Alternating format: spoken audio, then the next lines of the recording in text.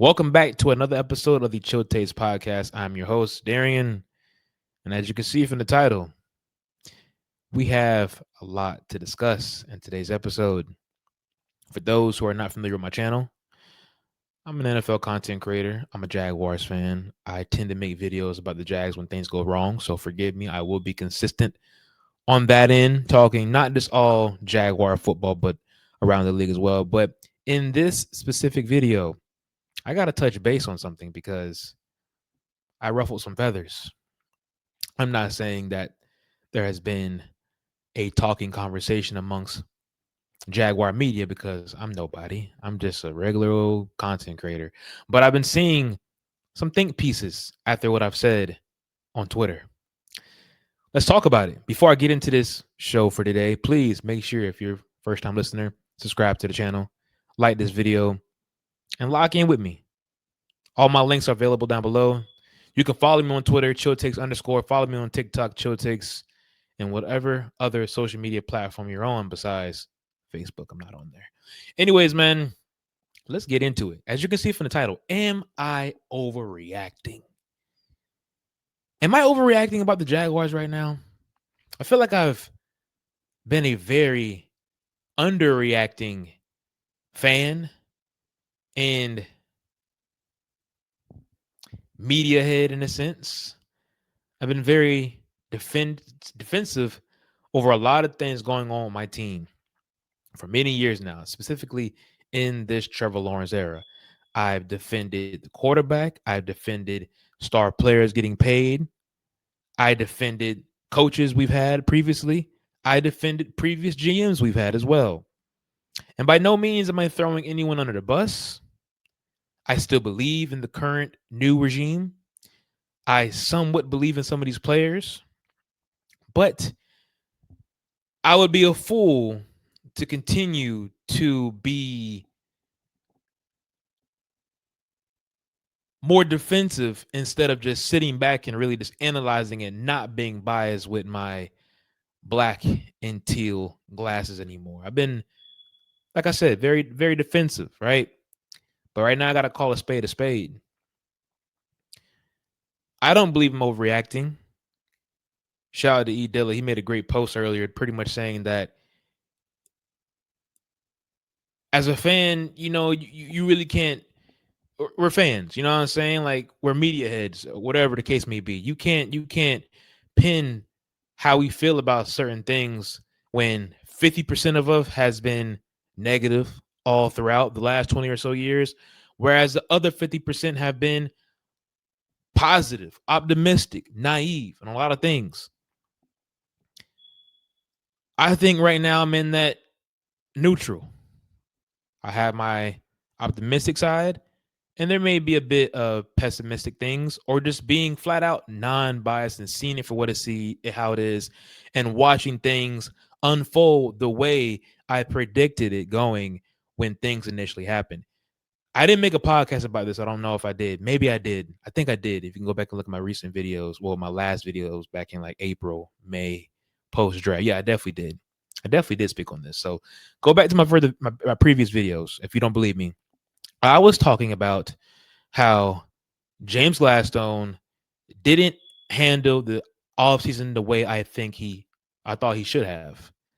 I thought he was maneuvering as if this team was a few pieces away from being a playoff contender instead of just ripping, not really ripping more or taking more or cutting more dead weight in a sense, but adding more to a team that needs more. Right, he was maneuvering as if this team was a playoff lock, and they needed just a few more things for it to make things happen, make things shake, which wasn't the case. Which brings me to my current ratioed tweet that I tweeted the night of Tuesday, saying that James Gladstone really might, MIGHT, might, not he is, not, you know what I'm saying? It's a prediction. It's a possibility. It's like saying, hey, This girl might like me, she might not like me. You know what I'm saying? Like, I might get this job, I might not get this job, right? I feel this way, but I also feel this way. I said that James Gladstone really might be a fraud. And everyone is in their feelings about what I said. And granted, I tweeted that after the news of Travis Hunter being listed out for the remainder of the season with his LCL injury. More prayers up to him. Speedy recovery for Travis. I'm quite sure he'll be fine. 6 months, he'll be back. Knee better than ever, hopefully, because when you have surgeries like that, it can really clean up a lot of things you may have going wrong in that knee. So he may come back stronger in that lower leg section, which is great for him if he wants to continue being a two-way player in this league. And we'll talk about that later down the line. But it may have been bad timing. That's cool. But I think a lot of people insinuated that I was speaking on James Gladstone really might be a fraud because of the injury. Of course, I know GMs, coaches, players outside of said player has no responsibility for a player getting injured, right? He couldn't have predicted that. No one could, right? But it's the lead up to that. The lead up. And I'm taking this from the top all the way to the bottom. I don't want to talk about the Sunday game. It's Thursday when this podcast releases. We're past that. We're in the Chargers now. Embarrassing. I'll just say that embarrassing. I made a podcast that should have been released that sounds bad on. I spent a lot of moments venting about that. No need to talk about that anymore. We're moving past that. It is what it is. Just a nasty loss. But in that game, I will say the things that I wish James Gladstone would have attacked harder was revealing his ugly head. Pretty much in all of our losses. The things that James Gladstone didn't approach the right way have been revealing its ugly head. Outside of that Bengals loss, that was just a loss that's flat out just. Anyways, that loss that loss may come back to haunt us. To be honest, we'll see though. Let's start from the top. James Gladstone was brought in late, unfortunately. So I do show him grace, a lot of grace. And by the way, I'm not out on James, right? I'm not. That's why I said might. He might be trending this way, right? I know he came in late, year one as a GM, fresh off assistant general management, and he's very young still, understanding this game, understanding how this league works, understand how personnel gels for a team that isn't a continuous championship contender, i.e. the Los Angeles Rams. Going from a winning organization to a losing organization, right? You can't be as risky. We'll touch base on that soon. Free agency came in, and I'll say the good before I get into actual free agency. I applaud him for cutting the dead weight in Christian Kirk and Evan Ingram. That had to be done, right? I applaud him for getting off a bad contract in Tyson Campbell and replacing with Greg Newsome, who may not even be as good as Tyson right now. And he may not be resigned, but I am perfectly fine with a player not making as much as Tyson did while playing not much or just as good as Tyson. I am perfectly fine with that, right? He is playing up to his contract. It is what it is. Thank you, James, for sure. And trading for Jacoby Myers. Now, it looks as if he's going to be an extended player. He's on the older side, but he's a sure hands pass catcher, something that this offense desperately needs. So those things I will highlight on for James doing a really good job. I will highlight the fact that he tried to retool the offensive line. I think the bulky dookie stains are hard to clean out draws right now. He's dealing with a lot of bad looking draws right now, a lot of doo-doo stains and some draws. He can't clean them. He's going to throw them away eventually, but right now he has to wear them, unfortunately. Walker Little shouldn't have been brought back. And I think if Walker Little wasn't brought back, they would have handled the draft a lot differently, i.e. Kelvin Banks Jr., Mimbu, the Jets tackle, Andrew Mimbu. I'm sorry, Ahmad Mimbu. So, but I think he did a really good job of bringing in Robert Hainsey. Patrick McCarry was okay. He's not playing the best football right now, but I think he's also dealing with a lower back injury, and it's hard to play in the trenches with a lower back injury. But the other pieces just didn't make any. They made sense from that standpoint, but it's like I said, he tried.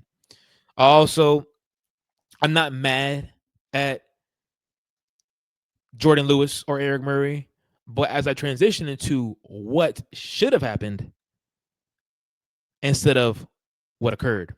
Now, I don't consider J. Lou a bad signing, but looking back and especially watching how a young nickel corner we had in Jerry and Jones last year, showing a lot of promise and a bad secondary, didn't even get the opportunity to play as a nickel with the new staff. And after seeing him these last 2 weeks playing nickel, it's really a head scratcher on why they even made that move. Granted, they wanted to bring in a veteran presence to stiffen up this defense, especially in the secondary, and said be it worked. It was working. I mean, like, I'm not saying Jay Lou was a bad signing. He's arguably our best corner when healthy.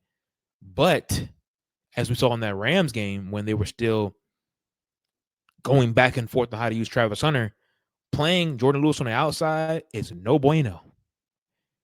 Playing Jerry and Jones on the outside, as we've seen to begin this season. Bengals game, Texans game, Panthers game. No bueno.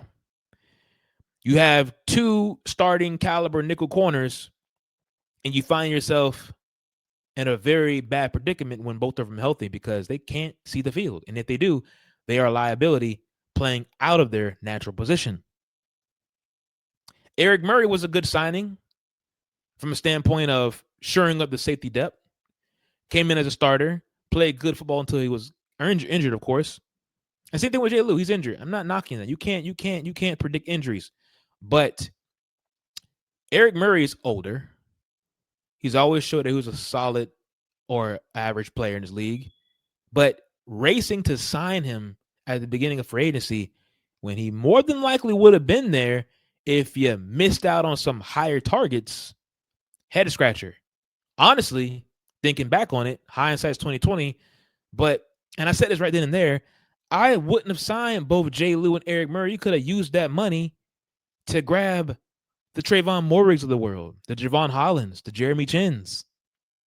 Granted, it takes 2 to tango, but I'm quite sure Jordan Lewis and Eric Murray would have been hanging around day 2 of free agency if you missed out on the top needs at safety, who are younger, talented, and you could have been able to develop them with a secondary that, of course, was more than likely going to be very new. Well, not new, but younger heading into this season.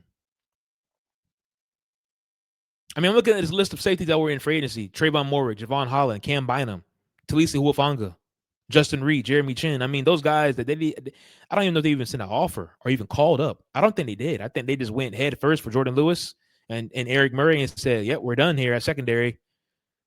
And I'll touch base on what James Gladstone said about in after the free agency haul in. So, like I said, he tried his best with the offensive line. Cool. He brought in some veteran guys that were head scratchers at the time that worked for the first 5 games, but now that you're seeing, like, I don't think he should have did that. But what I'm most disappointed in was the fact that he didn't address the most dire need of positioning the Jags have struggled with throughout the entire Trevor Lawrence tenure. Honestly, post 2017, historical 2010s, maybe even 2000s defense. The interior defensive line. Granted, you didn't have Josh Hines Allen putting up a bunch of cheeseburger performances from a sack standpoint heading into the season. You didn't think that Trayvon Walker was going to be playing on one hand. But it's the simple fact of the interior defensive line with Aaron Armstead being pushed back in. Cool, for sure. Nose tackle, Devon Hamilton. I know he's expensive. I get it. But at the same time, you could have brought in reinforcements. To the fact that you were trying to trade for reinforcements at the deadline when you weren't able to sign Quinnen Williams, who it sounds like you didn't have a backup plan for. Maybe you did. I'm not sure, but it sounds like you didn't when you weren't able to give away more draft picks for Quinnen Williams. Dalvin Thompson was available. Puna Ford, Malik Collins. Those are guys that play nose tackle, guys that generate a lot of push up front, especially Puna Ford and Malik Collins. Calais Campbell can play inside and out. Not to mention, edge 3 is an obvious need that was not addressed. And I'll talk about the draft in a second for both interior and edge rusher. But you can never have too many pass rushers. And yet I'm looking around. Liam Cohen says the same thing. We can't generate a single pass rush. I think we're a league worst right now when it comes to generating pass rush. Things like less than 12%. We can't win with 4. Granted, it is very hard to win with 4 in this league, but you can't even be serviceable with 4. No pass rush. Nothing. Your edge rushers combined for 4 sacks right now. There was some quality out there. Calais Campbell, DeMarcus Lawrence. Alquandin Muhammad. I think he has like 6 sacks right now. Calebon Chason. There was a lot of talks about him possibly coming back. Passed upon him. 6.5 sacks right now as a rotational edge rusher. Josh Uche. Playing pretty solid for the Eagles. And everyone's saying, oh, well, you know, where the money is going to come from. Well, you also have a guy making, granted, he's not going to come back. It was a bad signing from the get-go, banking on what we saw to end the playoff push he was in. But Dyami Brown, what a waste. And if you wanted to go receiver, we all remember the talks of Cooper Kupp, someone that Liam Cohen is so infatuated with. Stephon Diggs was getting calls from James Gladstone. They didn't pull that trigger. Even someone like Mac Hollins, he would have been nice.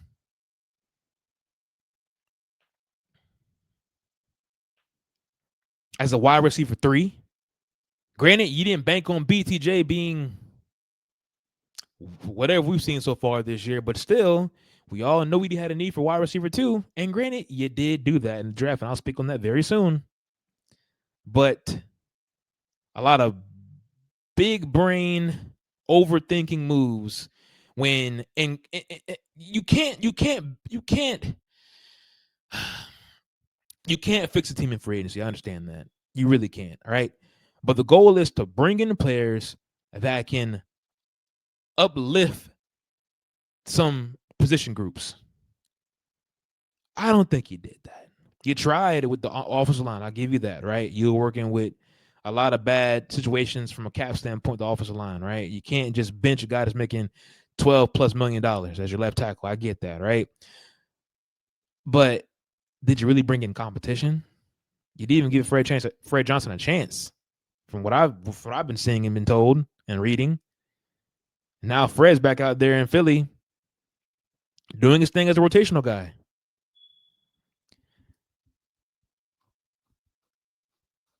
I just think there were 0 efforts placed on the defensive line, and I find myself very frustrated with that, given the fact that this defensive line has been so bad throughout these last 5-6 years, and yet no one in the building seems to know how to address it. I don't understand. I really don't understand. I do not understand. And his comments at the free agency on why he didn't attack it the way we thought he should have, he was pretty much saying, well, we're going to be bold in the draft. These guys were here to raise. Oh, what did he say? I had to look it up. I quoted it earlier. He said, what did he say, man? Because I said it in a joking way earlier. Yeah, everyone's been on my ass about what I said. I said, oh yeah, raise the floor. He wanted to raise the floor, right?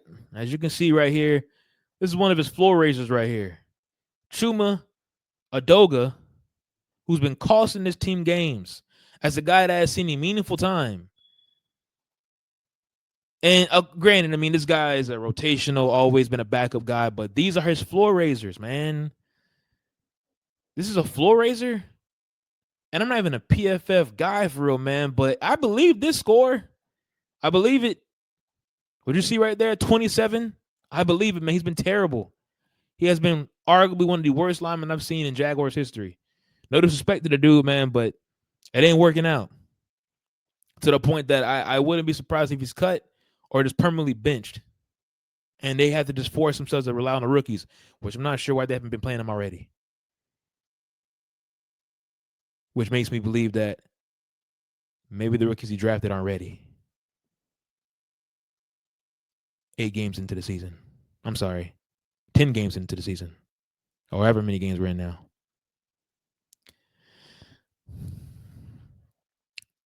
So he said he had floor raisers. And they're going, which insinuated, and I think he even said this as well when asked by a couple beat writers, that we're going to be focusing a lot on the young pieces coming in.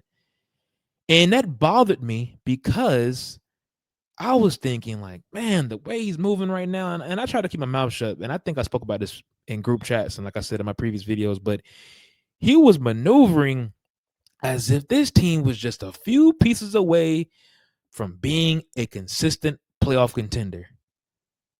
Buddy, did you watch this team the last few years? Did you watch that team that blew that 8-3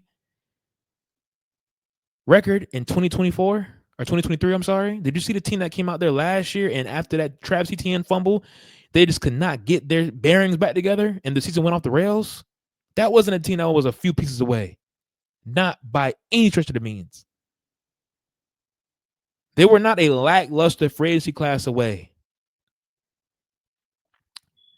They weren't a risk-taking draft away. And I hate to say that, man, but even the night of the draft, I was like, okay. And I'll transition to that because, like I said, he wanted to rely a lot on the draft picks coming in, and I was like, okay, I'm not a big fan of relying too much on young talent. But I said, okay, if that's the case, I'm thinking this team is no more than 6 wins this year, 6-7 wins. I no matter how much money is tied into this roster, I just knew it was not good enough. It wasn't good enough to survive measly free agency transactions. I told the videos, and I also told everybody that was on the timeline talking ball with me. I said this team is going to win 6 games this year, depending on their way they're moving, and I was okay with that because I was like, you know what? They're going to win like 6 to 7 games. They're going to have a lot of young talent to lean on going into year 2 and year 3 because they have a surplus of draft picks. And I trust James Gladstone, boy wonder, to go out there and have himself a Los Angeles Rams draft because he's going to be big and bold. And I'm not saying these things to say like I believe in him. I do believe in him still, but I'm just saying like this is what you heard. And I'm showing grace because I understand that this wasn't his scouting personnel he was working with. It was a bunch of bulky scouts that he had to pretty much just lock himself into. And he started into a late process. I get all that, man. But if knowing that and you still make a drastic move that could easily come back to haunt this team or just put us in a very odd situation, was so risky. And it was a risk that didn't need to be taken, especially for a team that is not a piece or 2 or even 3 away from being a consistent playoff contender. You drafted Travis Hunter. You traded up for Travis Hunter. You traded away a 2025 second-round pick that could have been utilized and a future 2026 first-round pick. And boy, I hope we keep winning because if we don't, holy shit. Remember the night of the draft, everyone was saying, well, the Jaguars don't know how to pick in the first round anyway, so it's okay if we get rid of this first-round pick. I said, oh, okay. I said, you got a point, but okay. I just don't like willy-nilly. I don't like when teams that ain't competing for anything substantial just giving up first-round picks, man, because you never know what that could turn into. You know, I know this team has done a really good job of drafting first-round picks. I get that. I 100% get that. But you never know, man. You never know. So I was okay. You got a point. You got a point, fans. You got a point, media. You got a point. You know, the Jaguars been asked at drafting first round. Cool. They can't land the sure things and they can't land the reaches. All right, okay, cool, whatever. But I was like, okay, well, you draft Travis. I hope you have a plan. They said they had a plan. They said they've been studying on this plan. Both coaches and front office and James Gladstone, they said they've been studying on this plan how to utilize Travis Hunter. And this is no knock on Travis because I think he can still be a great player in this league and potential Hall of Famer. But Travis, you know it, they didn't handle it right at all. It was almost as if you thought to yourself, why the hell did we draft him? If they truly had no plan, was this all to just make a bold statement move to put your stamp down as a general manager in this league? Was it man, I hope it wasn't that, because what is that is such a an arrogant move. That didn't work out right now. Because when he was healthy, you had the front office, and that's not your fault, James, but you're supposed to be in lockstep with your coaches, a head coach especially, on what direction you want to go forward in player acquisitions and also how you're operating the team. The coaching staff had no idea how to utilize him. Granted, I think he had a tough time getting adjusted to the playbook. In the sense of him being having a hard time being acclimated to the playbook. It was hard to put him on defense as a starting corner because there's a lot to take in as a starting cornerback in this league. You just can't throw somebody out there. So I get that, but I think they bit off more than they could chew. If we were to go with the method they did go with, because they could have had some other options at pick 5, right? Now, James Gladstone, there was talks of him liking Ashton Genty. That would have been a questionable pick too, right? Very questionable, especially given that Etienne is playing great football. So that may have been a dud of a pick as well, James. Hate to break it to you. Even though I was a fan of the pick at the time, but I'm just a fan. I'm not supposed to be in lockstep with what the GM wants. No fan is, unless you're actually plugged into the program. Tony Boselli liked Kelvin Banks Jr., from what I remember. That would have been an awesome pick at 5, looking back at it.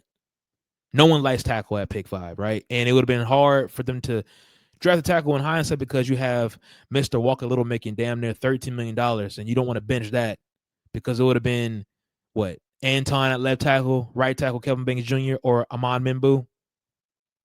And then Walker Little sucks at guard, so he would have been on the bench. That would have been bad business. So I understand why he didn't go tackle. But I think the head coach really wanted to throw a McMillan. And they all remember that introduction at the stadium when someone asked him about what's your idea of pick 5. And he said he wanted to put points on the board. Granted, Travis Hunter could put points on the board, but a solidified guy that he came from with the Buccaneers and having a big framed outside boundary receiver to complement a guy that we know now as not wanting to go across the middle and be that possession type receiver, more of a deep threat guy. Oh my God, it would have worked out if you drafted Tetsuo McMillan. You could have went T-Mac at 5. And then if you wanted to go corner still, you had Will Johnson on the board in the second round if you had a second round pick. I hate to be that guy, but I'm just saying, man. That's the idea of draft. I would have thought receiver, corner, receiver.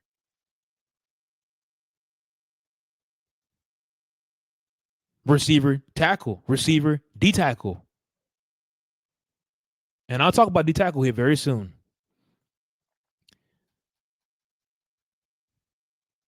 And even if you didn't want to go Mason Graham, this was the deepest, I can't even talk. This was the deepest interior. I'm sorry, this D-line class we've seen in a very long time. And you didn't even budge to draft one. Didn't bother to bring one in for agency. Didn't bother to draft one. And you also fell on your knees when you weren't able to land Quentin Williams and had no backup plan, knowing that it was going to cost a fortune to more than likely get him. Oh, man, bro, when you had no first-round pick to give up. Like I said, I believe, but it's like, okay, like what are we doing here, man? Rest of the first-round picks, Wyatt Milam. I mean, he's having a hard time seeing the field, but he may have to see field given the fact that, Udoka has been so terrible. Caleb Ransall, unfortunately, he's on IR. A lot of fans have been saying that. I mean, I heard it, right? Caleb Ransall was having a good training camp, so on and so forth. But this goes back to banking on rookies. If you think Caleb Ransall is going to come in year one as a transitional corner, nickel corner to playing full-time safety in the NFL, a more physical position than playing corner, and thinking he's going to take this terrible secondary, this terrible safety play. Granted, he would have been better than Antonio Johnson. He would have been better than Andrew Wingard, I'm quite sure. But this safety play wouldn't have been going from 27th to this passing defense wouldn't have gone from 27th to fucking, I'm sorry, excuse my language, but from 27th to 15th if Caleb Ransall was back there. I'm sorry, it wouldn't. It's not how it works. That's why you shouldn't be depending on young players. Unless you know your roster's not ready yet. He didn't think that. He approached it as the roster was ready. Bashal Tutin's okay. He just has no vision, straight line speed, no wiggle to his game. You can develop that, I guess. Jake Kaiser, waste of a pick. Jack Kaiser, I'm sorry. Was he what round was Jack Kaiser? Was he Jack Kaiser was 5th round, 4th round? If he was 4th round, then I'd be more upset. Jack Kaiser was a Jack Kaiser. What round you? A 4th round pick. Already 25 years old. He'll be 26 next year. Come on, man. Come on, man. Come on. McLeod, IR. But depending on a 5th round edge rusher to be your edge 3 is insane work. It is insane work. Insane work. Where does that consistently happen in this league? The safety lane, cool with him, special teams ace for sure, but he's obviously not good enough to outplay the safety play we're seeing right now in Antonio Johnson and Andrew Wingard. I like LaQuint Allen, good 3rd down back, great pass protector. He'll be around for a long time in this league no matter where he's at. He kind of reminds me of Shamaje P. Ryan. And Jonah Mayim, he'll get his time for sure. He played some center, started the game, played pretty good outside of the terrible other offensive linemen that's on his team. And he'll be on this team for a while, and he'll have a starting position here pretty soon, probably next year. So, I'm not mad at the last 3 picks, but the rest of it is very questionable outside of Travis Hunter. I'll put an asterisk next to Caleb Ransall since so many fans believe in him. I'm not saying I don't, but I'm saying in general, right? Wyatt Milan, we're going to see about Wyatt very soon. I'm quite sure we're probably going to see about him this Sunday coming up. But the rest of this is just boo boo. Tutin is and I'm not saying the GM has to go 9 for 9 on picks, but it has to make sense. This draft class, looking at it right now on paper, makes no sense. No sense. Injuries or not. It didn't even make sense at week before Travis got injured. It didn't make sense at the bye week. We were looking like, my goodness, man. It's like I just felt like no one was creating a separation of like, wow, this is a great snag by James Gladstone. It's like, bro, like, I mean, he had some good finds, but like, come on, man. Like, am I being too nitpicky? I don't think I am. I'm being realistic, man. Like, this is why you can't depend on young talent to come in because injuries happen. And you brought in older guys who are now injured as well. It's like, bro, like, come on, man. Like, I don't know, man. I don't think I'm overreacting, man. I think the potential of being a fraud is right there in our face, man. It might be. He's had some great moves. He's had some good moves, and he's had some very bad moves. And I wouldn't even say it's great. We don't know if Travis Hunter's a great move yet. It's a great idea, but obviously this coaching staff had no idea how to handle that bold of a move he made. I think they would have been well off if he just kept it simple and drafted Tet and Will Johnson. I hate to say that, but I really do think it would have been that simple. I really do. Something easier to swallow, pause. Because guess what? You would have had your 1st round pick for next year, this upcoming draft, if it all didn't go to plan. And maybe you could have been more aggressive in 2026 when you had, okay, we got BTJ. And maybe BTJ plays better. Who knows? I don't know. But you have Tetsuo McMillan, who's having a very solid start to his career. You have BTJ. You have Will Johnson. That's one of the better young corners in football. Going to be, I'm probably sure he'd be a top 10 corner by next year for sure, the way he's playing. And, you know, I don't know how the rest of the draft would have looked, but maybe you would have brought in an interior. I don't know, man. But I think 2026 could have caused you to, or you could have used that first round pick you lost to the Browns to trade for Quentin Williams. Because I'm quite sure Will Johnson, having a draft of Will Johnson and Tetsuo McMillan would have been having us at 5-4 as well. I really do. I really do. Just saying, man. I really do. And that's assuming that you still would have signed J. Lou and all them. We'd have been 5-4, but feeling a lot better. I'll tell you that. And granted, who knows? Players would have got hurt and all that. But at least we know we have some foundational pieces we can move forward with. And right now, we're sitting at 5-4 with the same problematic players we've been complaining about and having our battles on whose fault it is on Twitter, who takes more blame, who's not stepping up to the plate. The same players we've been having these conversations about the last 5 or 6 years now.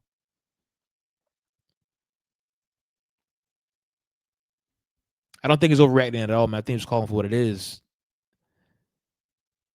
We'll see what happens in the offseason, but I have a strange feeling that the way things are going to be handled going forward from how he's approaching this situation, it may be a bit of a purgatory state. And like I said, it may be an overreaction. I don't know. I don't know. Maybe I'm just frustrated after having that terrible loss on Sunday, but very purgatory moves.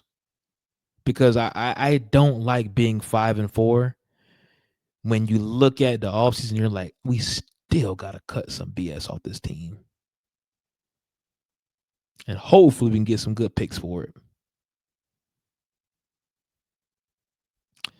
Rome wasn't built in a day, though. All right. So we'll see. We shall see. Sorry if I offended anybody. I'm just a fan talking ball, man. I still believe in James. I really do. Kind of frustrated with him. I am. It's like I'm frustrated with a lot of things with his team right now, players and coaches as well. But going back to my expectations, I had us at 6 wins anyway. So should I really be frustrated? Maybe not. But I think it's more so that I feel uncomfortable about the future, given that right now we have, outside of Travis Hunter, no young talent to really like bank on for real, to be like guys that can really turn this franchise around. The rest of his mystery or just solid rotational guys. But we'll see. Just one class. It can improve. I will say for sure, without question, the next free agency class has to be better. This free agency class was a dud. Huge dud. Just saying. But anyways, we're sitting at 5-4. We'll see how we respond. We're not the healthiest right now either, but we're getting some guys back hopefully for this Chargers game. Need the quarterback to play better. Need the edge rushers to play better. Need our best guys, the most expensive guys on this team, to play better. Point blank. Period. But anyways, I'm thanking y'all for tapping in. I'm gonna end it off like that. I'll speak on the Chargers game. I might be at the Chargers game, so I'll have maybe an instant recap from that. And I'll probably drop another podcast this Saturday speaking about other NFL teams in this league and what's going on around this league as we get close to the end of the year, man. It's going by fast. Going by fast. But anyways, I thank y'all for tapping in.